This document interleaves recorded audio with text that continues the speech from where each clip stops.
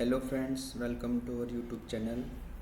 In my last video, I demonstrate how we can create a web service proxy, what are the components of the web service proxy, and how we can create a simple web service proxy.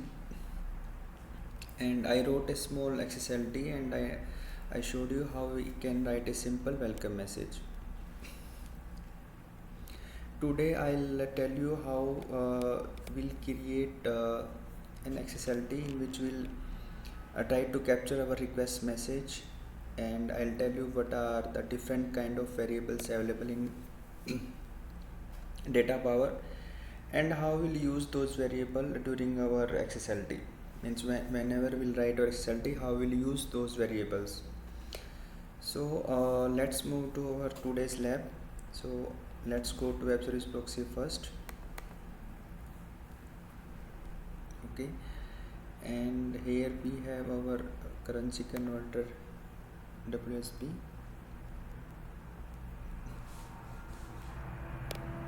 First I'll demonstrate and I'll explain what are the different kinds of variable available into data power. So to understand those, what I'll do, I'll first enable the probe. Okay, so let's enable the probe.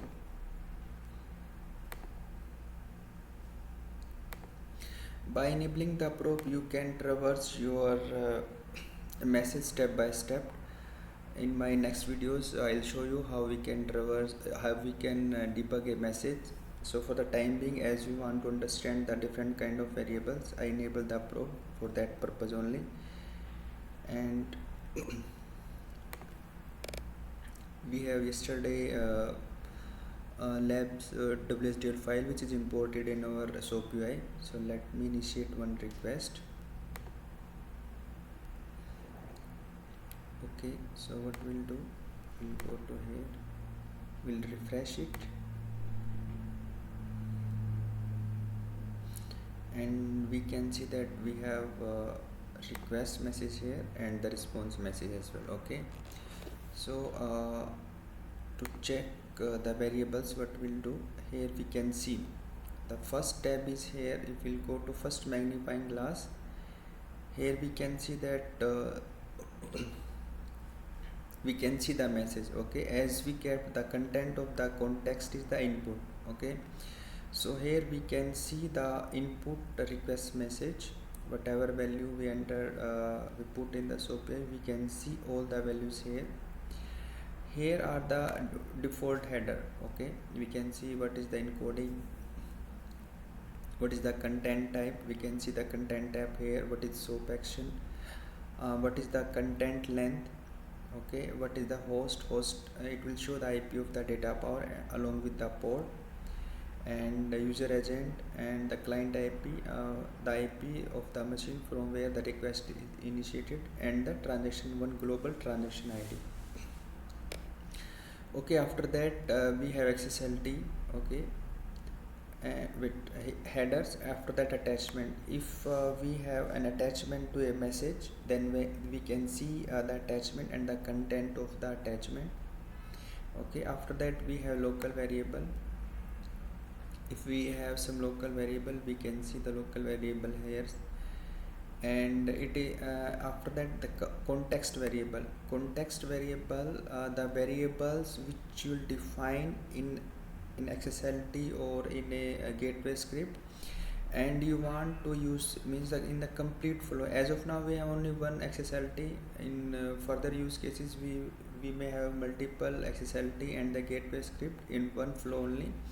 So there, if you'll create a context variable in one XSLT or gateway script, then if you want to use that variable throughout the transaction, those variable you can use as a context variable.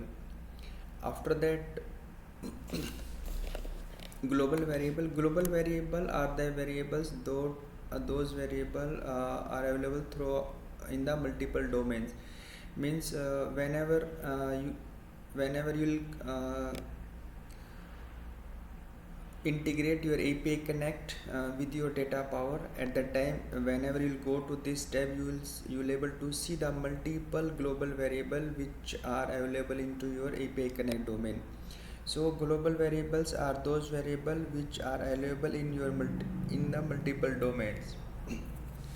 Means you can access those variable into your domains. Next is service variable.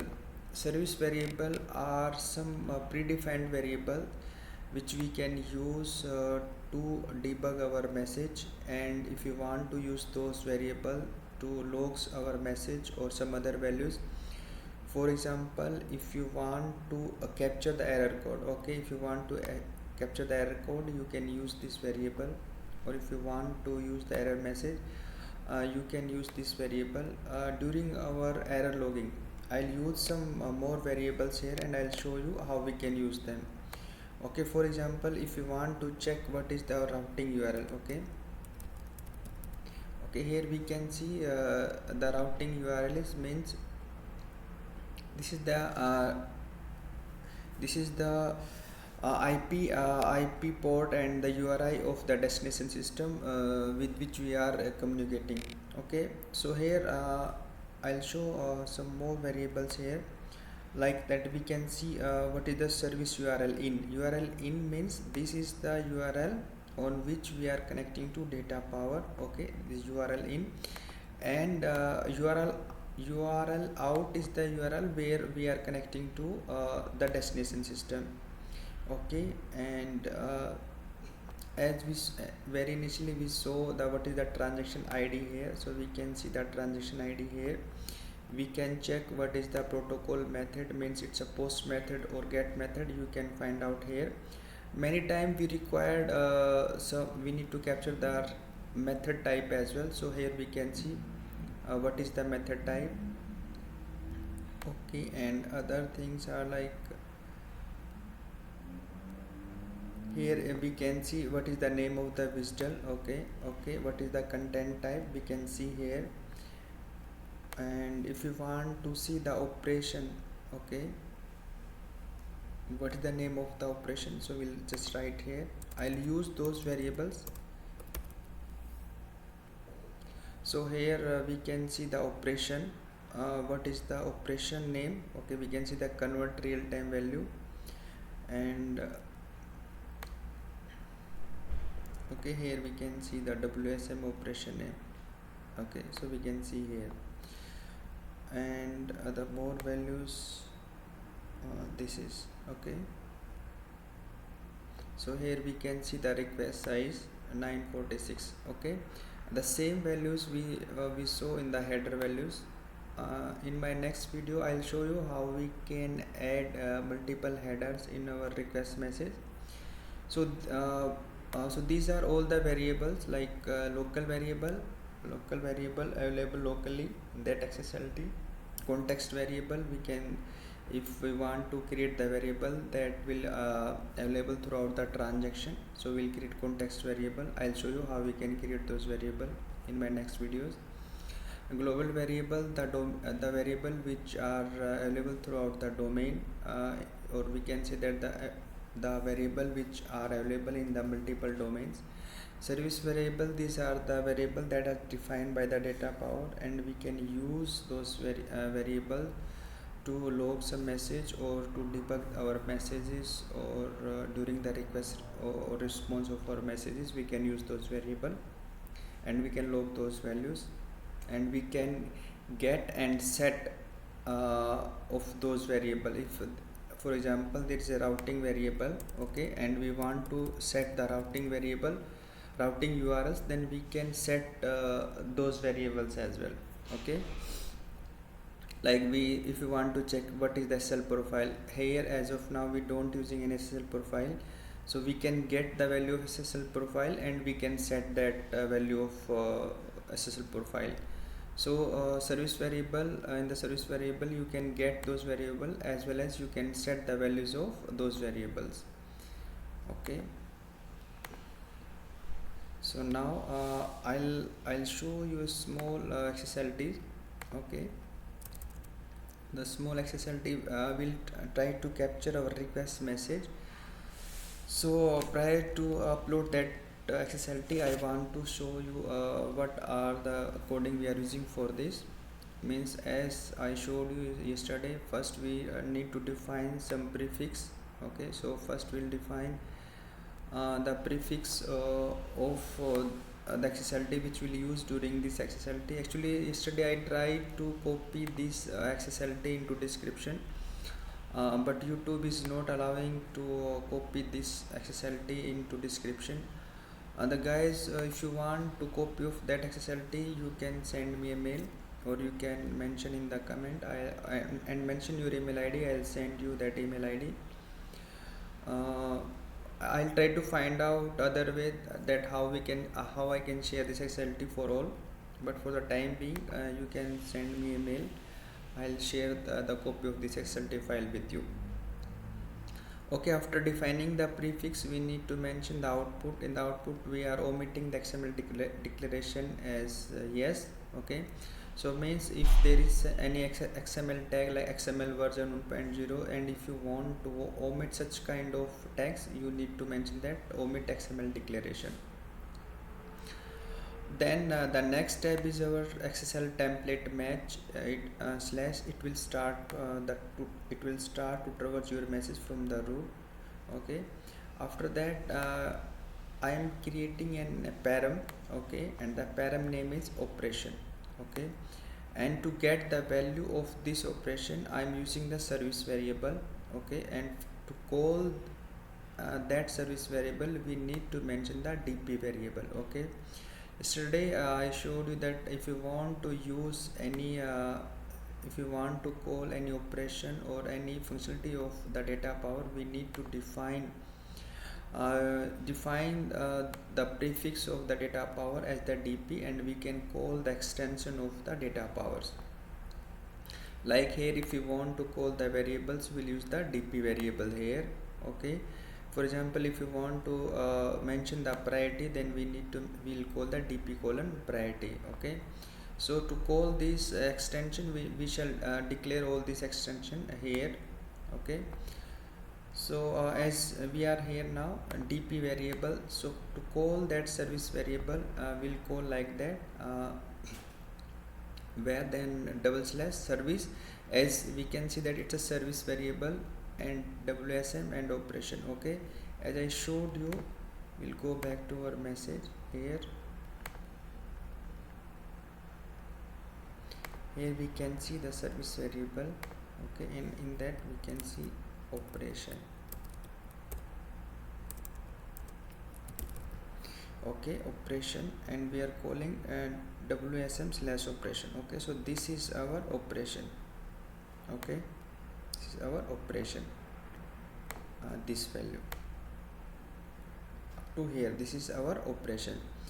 Okay, actually I am extracting the operation name because I want to log this operation name. Okay, so here we are calling this operation, this variable service / WSLM / operation, and we are storing this value into our operation. After that, getting this operation, I am doing substring after the operation after this curly bracket. Okay, and I'll get the operation name. Why I am doing this one? Because as you can see here, as you can see here, that the operation name, the convert real time value, okay, that is available after to this curly bracket. Okay, so whatever value after this string, I'll get the name of the operation. As you can see here, the operation name is here convert real time value. Okay, convert real time value. To access that value, we can find out that in the data power the value is like that only. Okay, like that only. With operation name, yes, like that this value. So to extract the actual name, we need to get the substring after this curly bracket. Okay, so what I am doing in my XSLT, whatever value I'll get for this closing bracket, I'll get the operation name. Okay, And just to make sure that we extract the exact operation name, so I'm logging the operation name, okay, whatever I received from the service variable. And after changing uh, after getting the value from the substring, I'm logging the operation name here, okay. So you will able to see those values into the logs, okay. After that we have the service name. What is the service name? To get the service name, we are again using the service variable service slash processor name, okay. So we'll go here and I'll see the processor name. So here we can see the name of our web service proxy, okay. Web service proxy is lab hyphen currency converter, okay.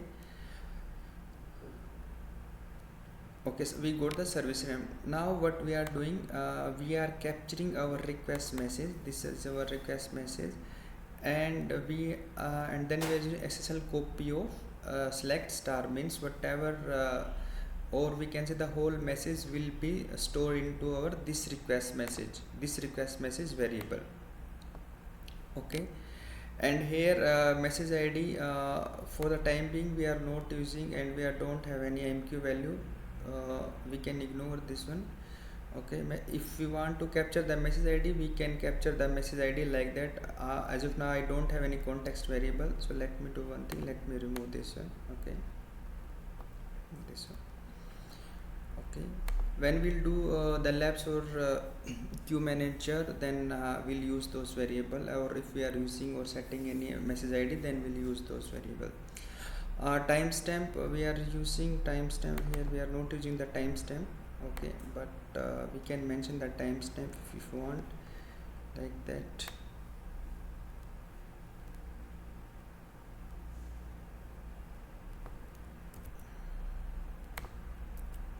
Here just mention the timestamp of the message.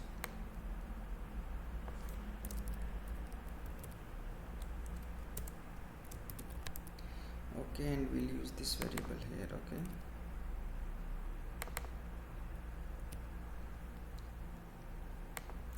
Okay, so we'll save this file as request message logging, okay. Timestamp, to get the timestamp we are using the date function, and the date function is defined here, okay, date function. So here we'll get the date and the time.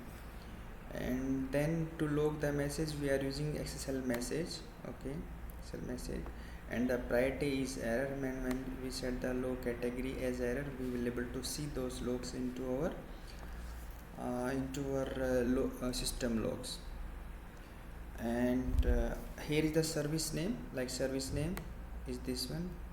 And to get the value of the service name, we are how we'll get the value of a variable, value of, okay, and the name of the variable will mention here, okay. And after that the operation name, this is your operation name. After substring we got the operation name, and we log the operation name as well. After that request message, for request message we are using the function dp serialize, means the value of the node will be set to as byte stream, okay. So the request message will be available into our byte stream. And here we are omitting the declaration, yes, as I mentioned that if we have any XML declaration in the message, like XML version or other thing, so for that it will ignore all those XML declaration. After that we are using the timestamp. What the timestamp? So for that we don't require this. Sorry, I'll copy this one.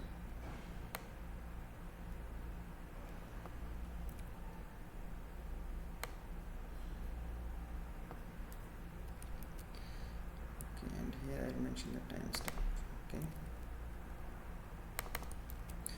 Okay, so after that as we mentioned that our output of the message is pipe, okay.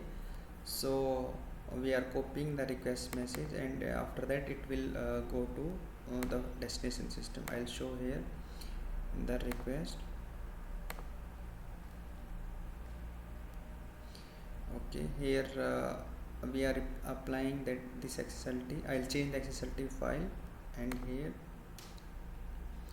as of now we are not doing any customization to the message, but whenever we'll do some customization of the message, then I'll show you what all the values will be changes here, and after that we can see that this content is this will be your final message. After that I'll show you how we can customize a message, like if you want to inject some values, like here password is test, username is the test, and the password is 123.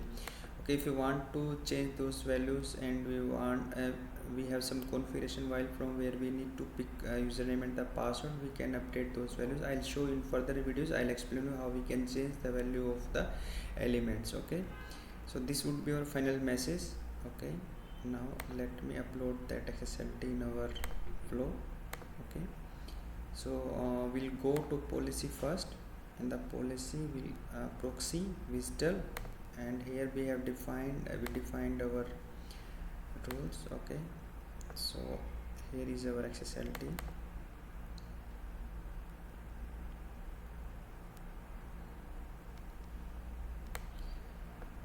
Okay, so we'll upload the XSLT.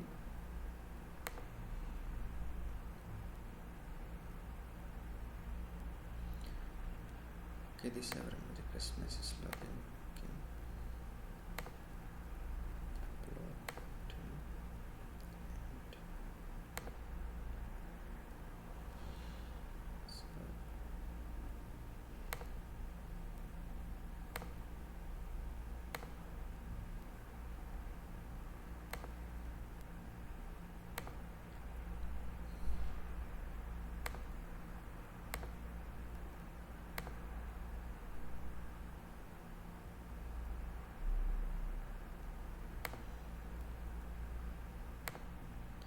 no problem. The file is already uploaded. Okay, to select overwrite existing file. Okay, now there it is. What is the problem with that?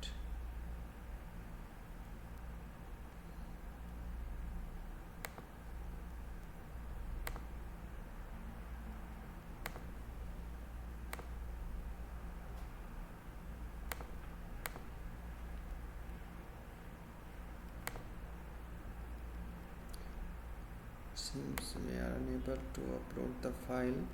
Don't know what we'll do. No problem. I'll check why we are unable to upload the new file. We'll to cancel this one. What I'll do, let me do one thing.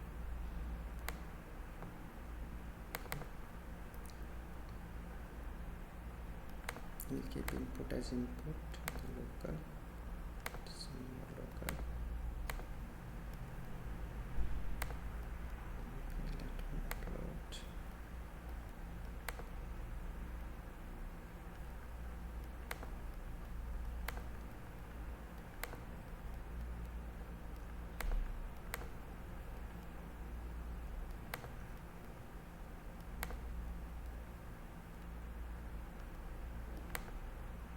There is some problem. I don't know what is the problem. I'll check. Okay, meanwhile what I'll do, I'll use this XLT. Okay, keep the output. Okay, done. And what I'll do,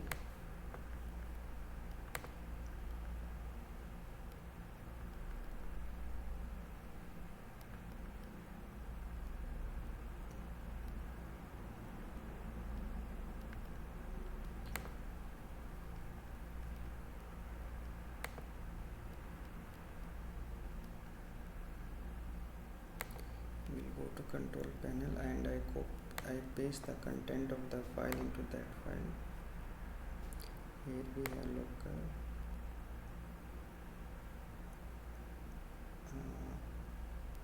Yes, this is the file. Okay, here I'll copy the content of the file. Okay, control C. Okay, fine.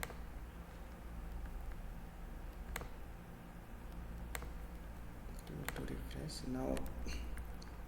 Let me trigger a request from here. Okay, and now let's see what the message available in our system logs. Okay, so here do refresh.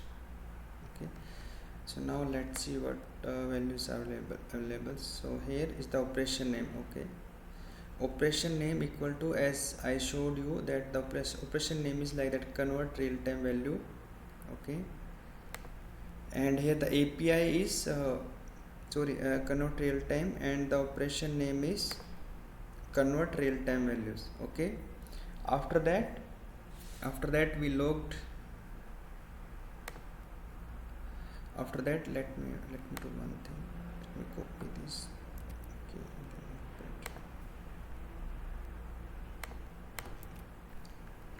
Okay, okay, here we can see the service name. Okay, the service name is lab currency converter.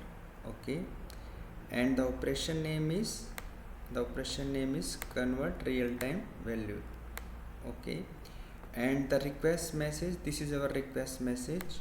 Up to here is our request message. Okay, you can see here this one. So you can do one thing, Control C, Control H.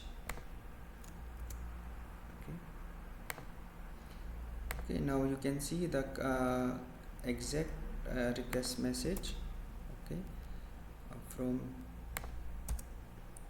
okay, so you captured your request message and the timestamp. This is your timestamp. Okay, you can customize your timestamp, because this is the by default timestamp captured by the data power. You can customize it as per your requirement. And so as we did this for request message, you can do the same for the response message as well. So we need to make some small change, or you can customize as per your requirement. Okay, what we'll do, we'll write here and we'll change the request message to response message. In my next video, I'll show you how we can create a generic message capturing. We don't require two XSLT. We'll use only one XSLT, that would be our generic XSLT to logging the message. Just for reference, I am showing you how we can use the XSLT for logging the response message. So Control C.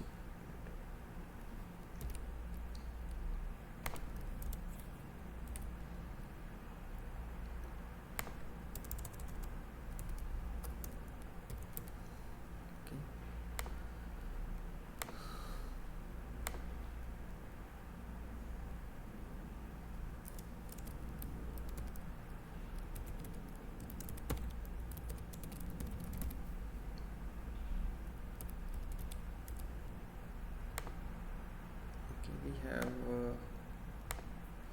okay, first disable.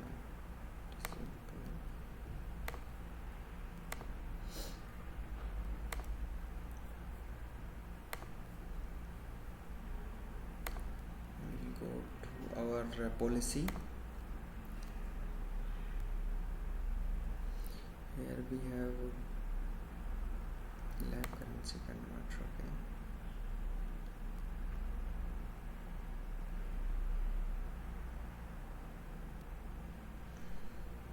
Okay, policy tab, go here. So in the response rule, we don't have an XSLT, we'll use this one here.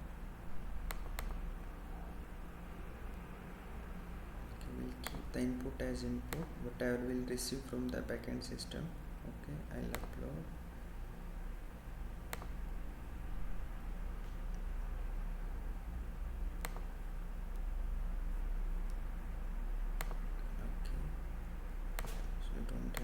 Still okay. Okay, now we are able to upload the file. Okay, I will keep the pipe. Okay, and apply it.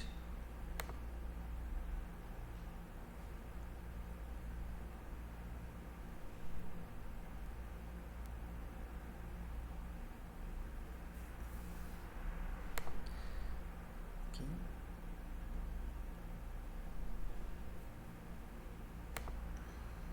okay, now let's see in the logs what is available.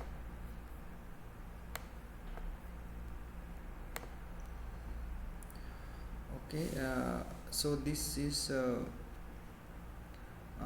our request message. We can see uh, this is our request message. Here we can see the request message. Okay, it's our request message, and in the response we are able to log the response message as well. Now this is our response message. Okay, so guys, as of now we are using the 2xSLT to capture request and response message. Okay, but in our next video what I'll do, I'll use one XSLT only that will capture the request and response both. So stay connected with us. I'll make some more videos like that, how we can, as of now you can see that we are using the endpoint, this whatever is mentioned here. Okay, but this is not a good practice. We shall use a configuration file in which we shall mention uh, the endpoint URL, and if we are using some credential like username and the password, or other values like some other headers values. So instead of using the thing is that when you will move to next environment, means when you will from dev to SIT, you will migrate your code from one environment to another environment, from testing to production. So in that case, if the endpoint URL will be changed, then you will need to make changes here. Or if you will write the username and the password or any other credential in the XSLT, then you need to make changes because different environment may have different credential. So at that time you may need to make changes in your XSLT. So that is not the good practice. So in my next video I'll show you how we'll use one configuration file, how we'll use that configuration file and access the service endpoint URL and other credential from that configuration files. So this is for the today's lab. In the next video I'll explain whatever I mentioned just few minutes back. So guys, stay connected with us, keep doing exercise, stay healthy. Thank you friends.